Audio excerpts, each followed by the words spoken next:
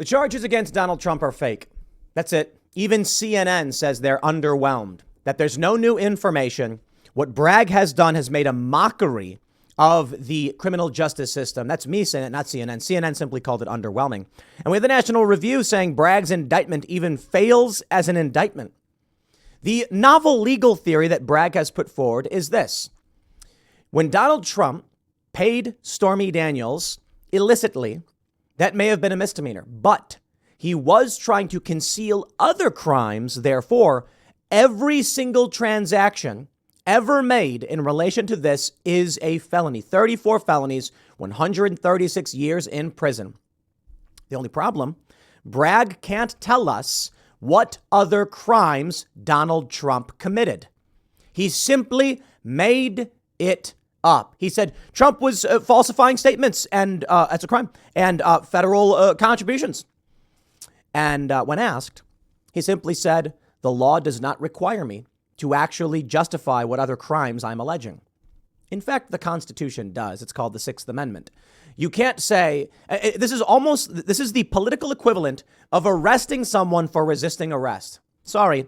I know there's a lot of people who are like, well, sometimes you can resist arrest when you're not being arrested. So you got a guy out in the street and the cops walk up to him and they say, you're under arrest for resisting arrest. It's paradoxical. It's how am I resisting arrest if I'm not under arrest and you're arresting me for resisting something I'm not under arrest for? This is what is exactly happening with Donald Trump right now. How are you indicting him for felonies in concealing something in the commission of another crime when there is no other crime? This is a dangerous precedent. And I'm going to put it this way. I think the United States is crumbling before our eyes. This is it. To stop the front runner of the Republican Party. They have brought false charges that are so plainly obvious. Even CNN is like, but they won't stop. You know why? Because CNN also did a poll that found while most Democrats, more than 2/3, believe it is political what they're doing to Trump, they also think it's a good thing.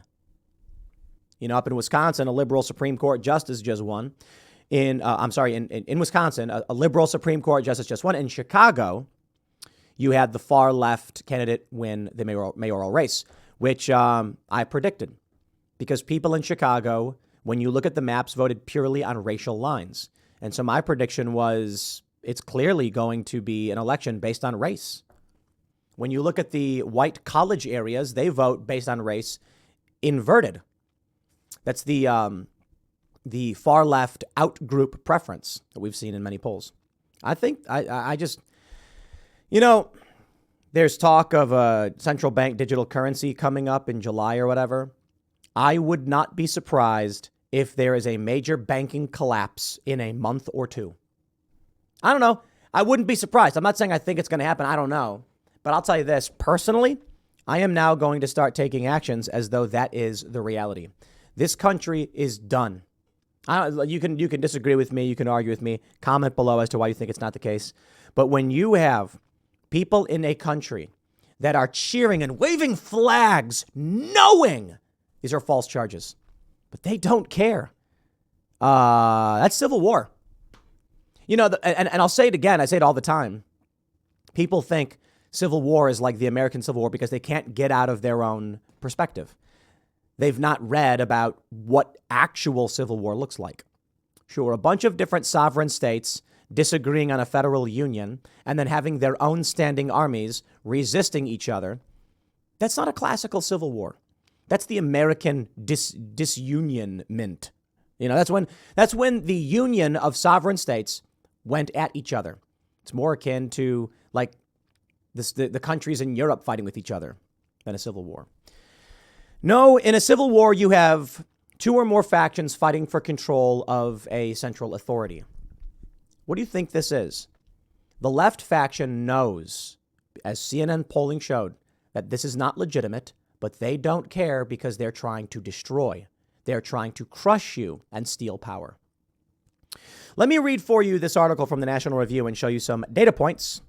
And the only thing I can really say is get out of cities, have a family, make money.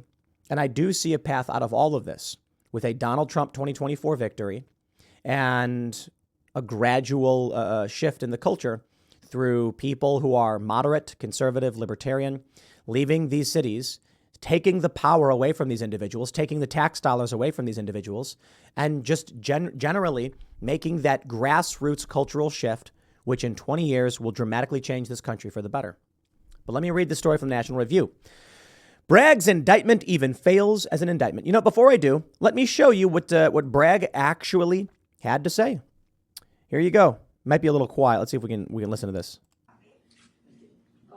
Mr. Bragg, the indictment says that there were 34 false business records.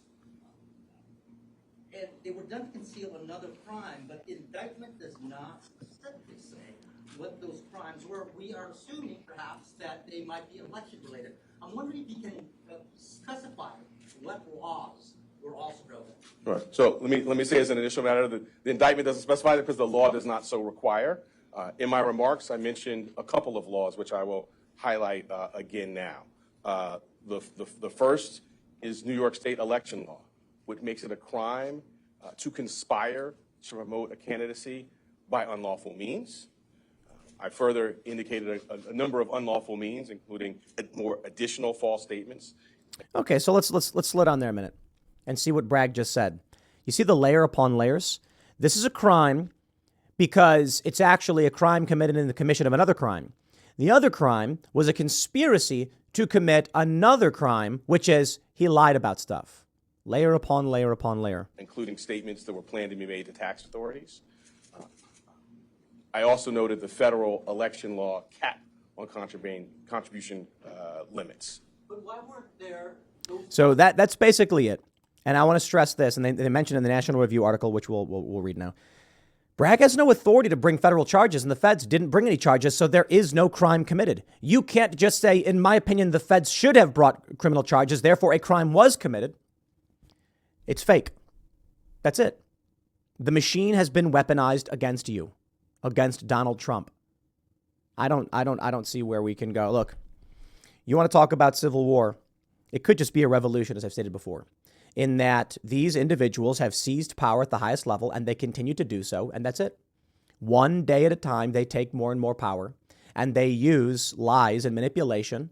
And sometimes they just outright tell you that they are going to abuse you and abuse power. That's it.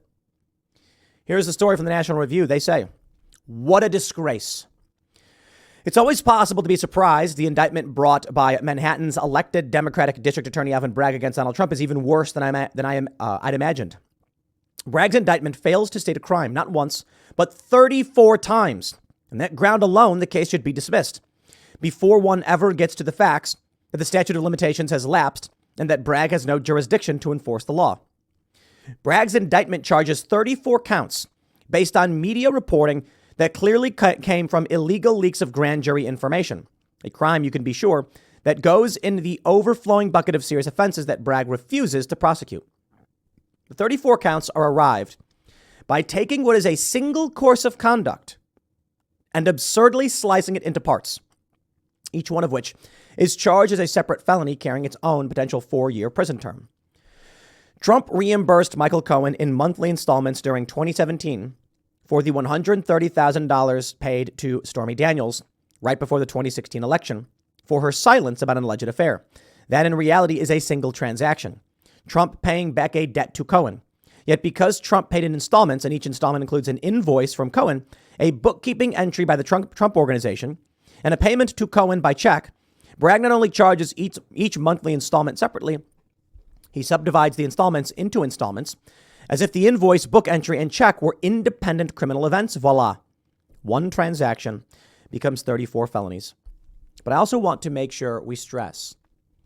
I want you to imagine this. You have a friend, and that friend buys burglar's tools. And then they go rob a jewelry store in the middle of the night. Then one day, your friend, who is a carpenter by trade, sends you a bill for the remodeling work he had been doing in your garage. And you pay him back for that remodeling work. One day later, the district attorney files criminal charges against you for aiding and abetting a jewelry store robbery because the money that you were paying him was actually, as they attest, paying him for the burglar's tools. This is what they're doing. They're saying because Trump's lawyer filed invoices that he paid, those payments were actually for Stormy Daniels, despite the fact that Cohen's own lawyer said it had nothing to do with Trump. He was never reimbursed for it. But then Cohen later came out and said, actually, I was. Yeah, sure. The whole premise here is that Michael Cohen alleges that the money he received was actually to pay off Stormy Daniels. That's the only case they have. They have taken a liar who had previously denied any of this, who flipped at his word, and his word is the only evidence. That's it. Because otherwise you just have Trump paying legal fees. For what? I don't know. That's the game. Now they've taken that, alleged that there are more crimes that were never charged but exist. And therefore, these are all felonies and Trump should go to prison for 136 years. National Review goes on to say, this is exactly the sort of abusive behavior that rogue prosecutors engage in, and thus the Justice Department admonishes federal prosecutors to avoid. Okay, there's a solution here. Many people are a bit dejected, a bit upset over what happened in Wisconsin and Chicago. A liberal Supreme Court justice in Wisconsin has just secured the most important state, one of, for the 2024 election. Donald Trump, as Charlie Kirk pointed out, needs to win Wisconsin, Georgia, and Arizona. Tough spots. Unfortunately, with this liberal Supreme Court justice, it is widely believed that these dramatic election changes, which heavily favor Democrats, will be solidified, ossified, as it were. There is one simple solution. Any jurisdiction in which the Clinton Foundation operated, in which Barack Obama's campaign operated, can file criminal charges against them. So if you are a conservative in a red district and there is a campaign office for Barack Obama, you should file criminal charges against him. Play the game. Let's talk about the novel legal theories that you could entertain to push this criminal indictment. I don't know. Barack Obama killed a kid. You can argue that his re-election campaign was under false pretenses. Actually, I think he killed Abdurrahman al-Awlaki before he got reelected. So you should be able to argue that he committed a murder and then just do what Bragg did. You know, Bragg just made it up, right? You see, this is the issue. The Democrats are fighting a civil war, but they're fighting an unconventional fifth generational civil war. There is no circumstance, in my view, where armed factions will go around blowing up buildings and shooting at each other. That's old school civil war when people didn't have any understanding of power dynamics. Now technology and social media play a much more outsized role in these things. Don't get me wrong, Antifa's going around firebombing buildings and things like that, but that's rogue and random. When you look at actual hot civil war, you see multiple factions with rifles just randomly shooting at each other, and it gets crazy. Then power starts to coalesce among a smaller group of factions.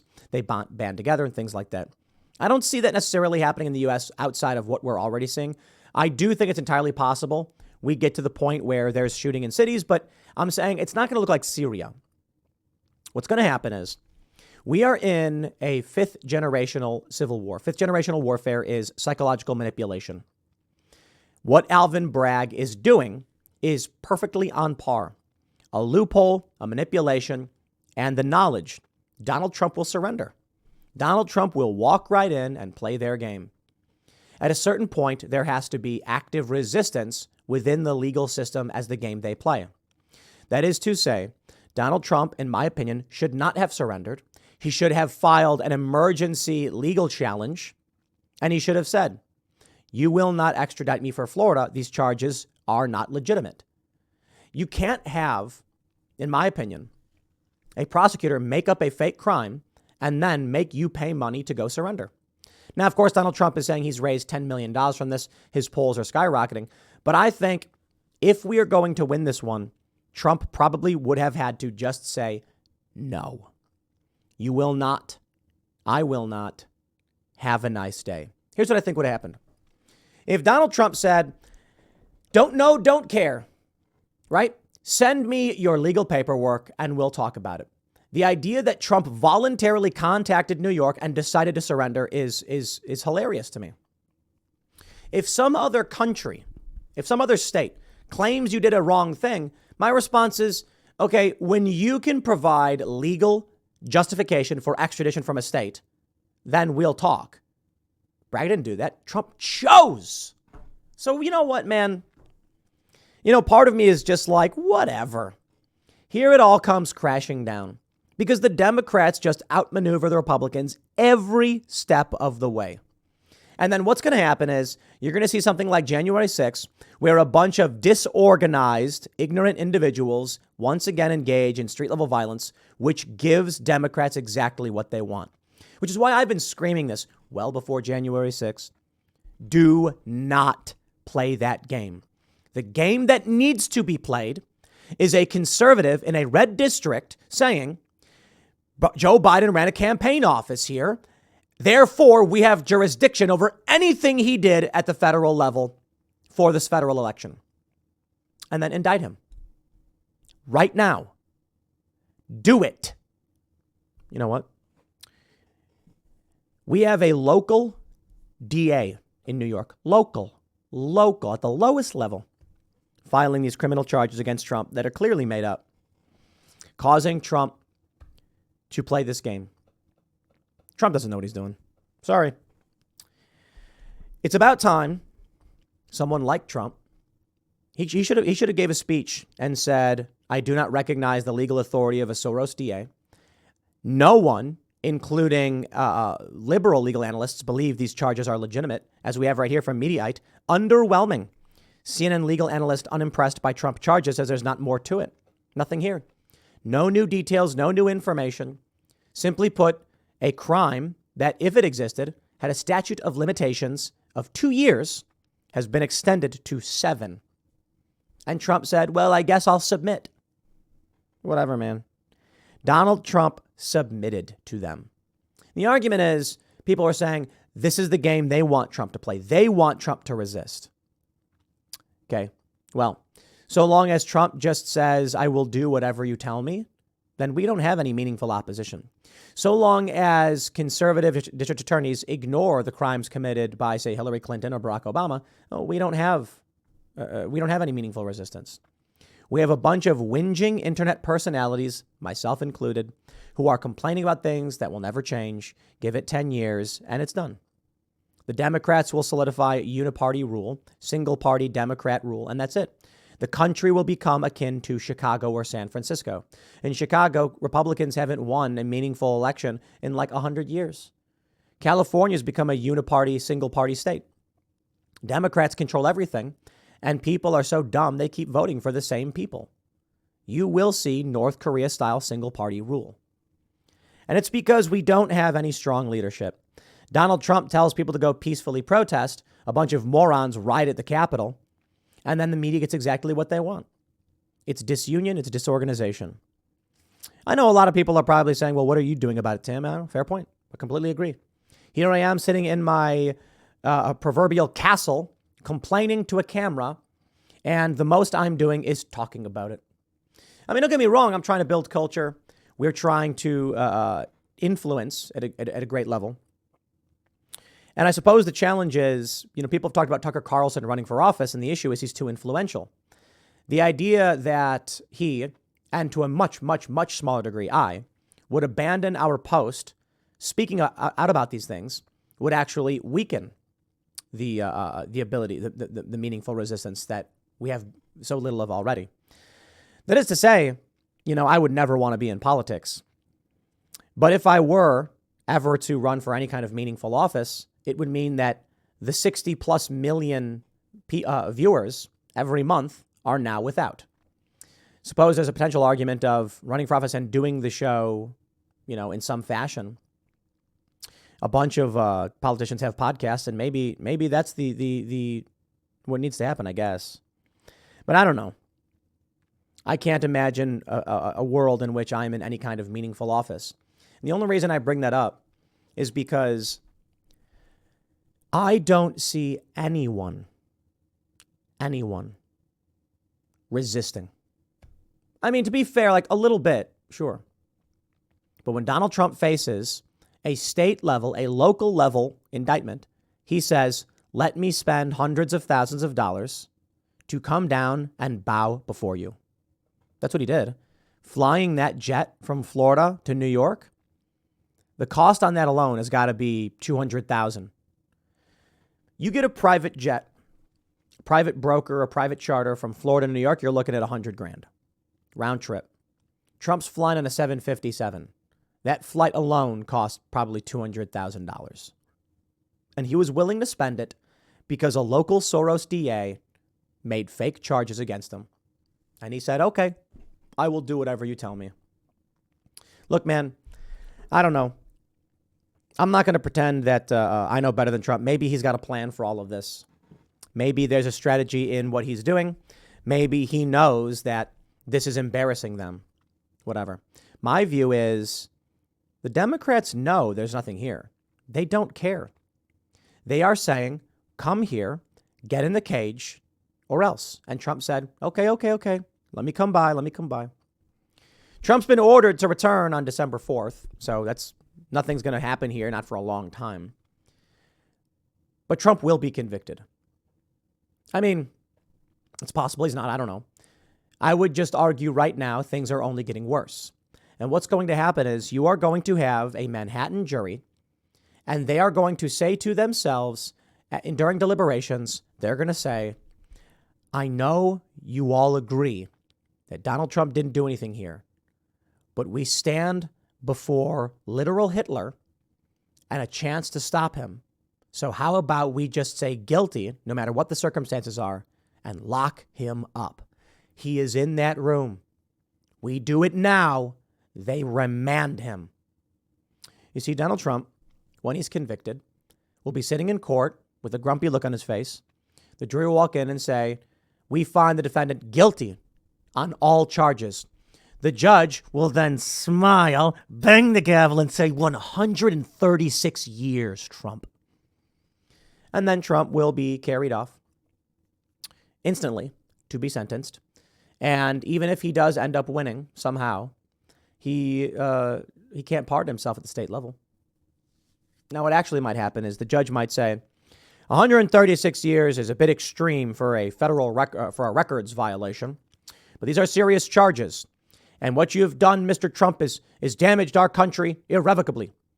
So I'm going to recommend a lower sentence because there must be some punishment. And I say 6 years. I'm being lenient on you. Or maybe 2 years. 2 years in prison. Slap on the wrist. Based on the 136 years he's facing. And then Trump will be immediately carried off to jail where he will not be able to campaign. He will not be able to post on truth. He will be silent. That's what they want. And if this doesn't work, you've got the D.C. charges. You've got the Georgia charges. They will not stop. This is what we're dealing with. A rogue faction and a bunch of American citizens know full well what they're doing has no merit, but they don't care. Why? What are conservatives going to do about it? They're sitting in their New York liberal social clubs laughing, knowing, yeah, the charges are bunk, but who cares? We won. As the saying goes, if you're not cheating, you're not trying. In the world, all is fair in love and war, right? If we're talking about winning a civil war or a culture war or a cold civil war, if you are not doing everything in your power to win, you will lose. And I hope every Republican and every conservative hears this. And I hope anyone who has any connection or knows any prosecutor, DA, or politician tells them if they don't see it themselves. You must go within the law and use the exact same legal theories to criminally charge Democrats. Now, every single one of you. You want to win the culture war? You want to put a stop to this? If every conservative DA drew up charges against the Biden campaign, the Obama administration, right now, and then filed 73 indictments in 73 jurisdictions, each with 57 counts of felonies against Clinton and Obama, you know what would happen? They would drop this instantly. You call their bluff. You re-raise them. When they say, we've got 34 charges on Trump, Trump folds like a cheap suit. Let me show up. This is unjust. You know what I'd do? If I was Trump, I'd go to Florida and say, as soon as the word was coming down about the grand jury, which we've known about for a while, I'd say, where are the charges you will be filing against Bragg, against them, against Joe Biden?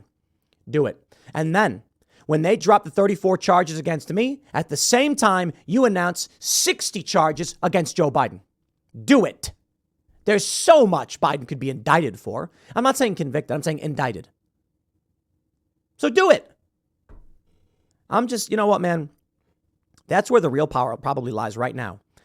A simple, small-time county prosecutor can file criminal charges against any politician who campaigned in their district, in their county, in their state. They have the jurisdiction. So there you go. File the charges. The gloves are off. I'm not kidding. We need to get every single conservative-leaning prosecutor to file the charges. It's now or never. I think you do this, the Democrats fold. You've got to push back, challenge them, see if they're really willing to go forward with this when it means the same thing happens to them. And you know, it's not even that. I think the prosecutors should go after Black Lives Matter leaders, because where'd that money go? There's big questions about the missing money. They should go after anyone organizing for Antifa. Look at Georgia. Look at the people who cross state lines there. But you know what I think? I think the right is comprised of a lot of cowards. I mentioned this the other day on Timcast IRL. I love how conservatives call the left soy boys. These soy boys with the pink hair and their gaunt bodies and their soy diets go out firebombing buildings for their cause, and they're called soy boys. Meanwhile, conservative strong men sit in their homes and say, I'd better not say anything because I could lose my job. Oh, how brave. Yo, the soy boys have more tenacity and courage than your average conservative. Isn't that a crazy thought? That there are people who are like, I have too much to lose. They don't have any kids. They don't have families. They have nothing to lose. You're at a disadvantage. I get it. But don't call a dude who's willing to go to prison for life a soy boy. That's the craziest thing to me. It's like this frail, effeminate, low-T male, haha, what a loser. And I'm like, yeah, and he just firebombed a building and got federally charged for it for the first time. Those are the lengths they're willing to go. Conservatives aren't. I mean, it's a good thing. We don't want conservatives going around firebombing things. Don't get me wrong. These people should be criminally charged. What I'm saying is, you want to call that guy a soy boy, and he's willing to go to such extreme lengths to actually kill people. And all we are saying is conservative prosecutors and conservatives, you should be calling those prosecutors. The prosecutors should file some charges. Where yet? Now, I know. I got a super chat the other day. They said there's not very many of us. I get it. But there are enough. What about in like Lauren Boebert's district? What about in any red state? Conservatives are weak. That's just it. So I don't know what you expect. I'll leave it there. Next segment's coming up at 1 p.m. on this channel. Thanks for hanging out, and I'll see you all then.